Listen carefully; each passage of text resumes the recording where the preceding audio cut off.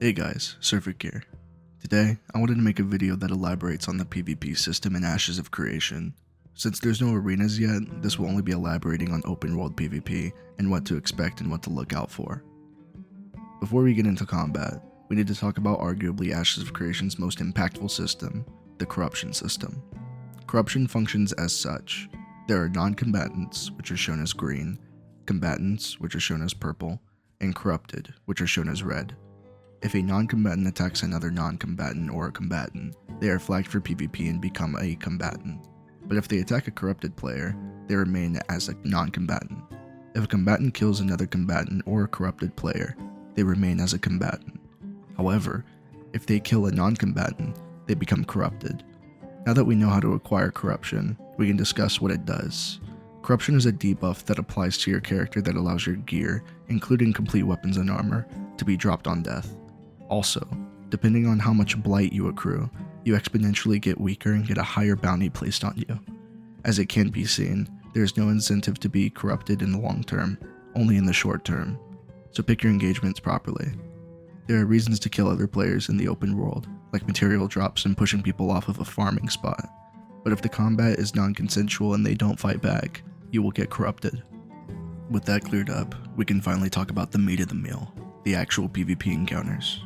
Ashes of Creation is different from your standard MMO when it comes to PvP, since archetypes aren't balanced based around specific matchups, but based off of a rock, paper, scissors counterplay system. Therefore, PvP is structured to be for group scenarios rather than 1 versus 1 engagements. Some archetypes will have significant advantages over others, and will be able to absolutely dominate against them in almost every aspect.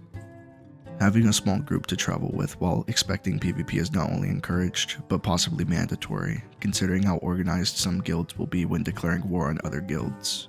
In larger scale engagements, especially during node wars or siege battles, this dynamic becomes even more important, as you'll need to rely on coordinated group tactics to overcome enemies that are not only stronger in certain matchups, but also more strategically aligned. A well-formed group can turn the tide of battle, outmaneuvering or outlasting more fragmented or disorganized forces. Simply put, expect that solo players or small uncoordinated groups will be at a severe disadvantage against the power of organized guilds and alliances who will use their numbers and expertise to control key territories and resources. With the generalization of what to expect, we can talk about more archetype-specific roles, though they aren't that much different from how your classes would normally work in PvE. One important facet that remains true in any competitive PvP game, as mentioned before, is counterplay. Counterplay is the idea of using your archetype's strengths to push the disadvantages of another archetype. For example, in a 1 versus 1 scenario, if you're a fighter and a mage has just started casting one of their abilities on you, your first instinct should be to close the gap as soon as possible. You won't be effective at all from a distance, so use what you can, but don't pop all of your cooldowns, since it is very possible that they can be baiting you to do so and have a setup to kill. Switching perspectives, if you're a mage and a fighter jumps you out of nowhere, your first instinct should be to get away and make it as hard as possible for them to close the gap on you. Force them to pop cooldowns so that you can be in a more advantageous position.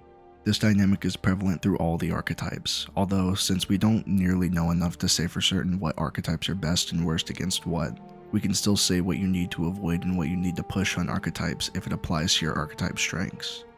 First up, we've got the melee DPS. Fighters thrive in close range combat, dealing high sustained damage once they're in the thick of things. To counter them, you need to keep your distance and disrupt their rhythm. Start by kiting them.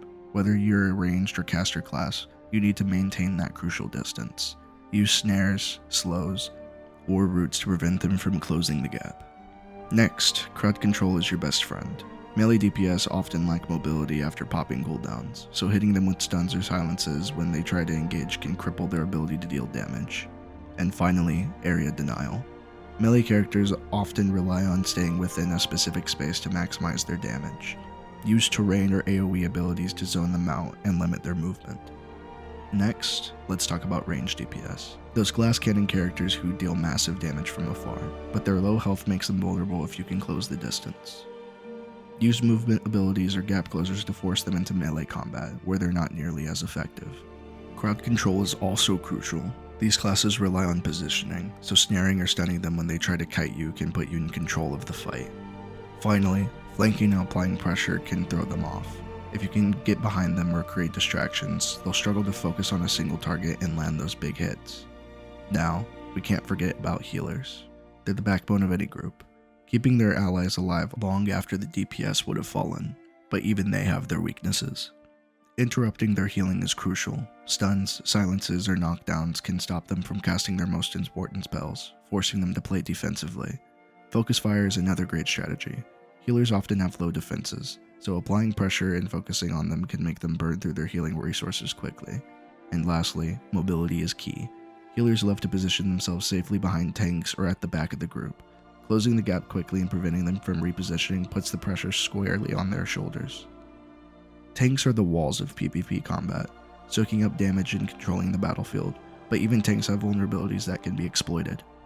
First, avoid direct confrontation. Tanks are designed to absorb damage, so don't waste time engaging them head-on. Instead, focus on their weaknesses, lack of mobility, over-reliance on positioning, and susceptibility to debuffs. Debuffing a tank can be a game changer. Lowering their damage or defenses makes them less effective at holding the line, and don't forget to split their attention. Tanks are most effective when they're in control, so outnumbering or outmaneuvering them can force them to waste their cooldowns and divide their focus, leaving them vulnerable. Finally, we have the bards and other support utility roles. They may not deal the highest damage, but they can turn the tide of battle with their buffs, debuffs, and crowd control. Interrupting and dispelling is key.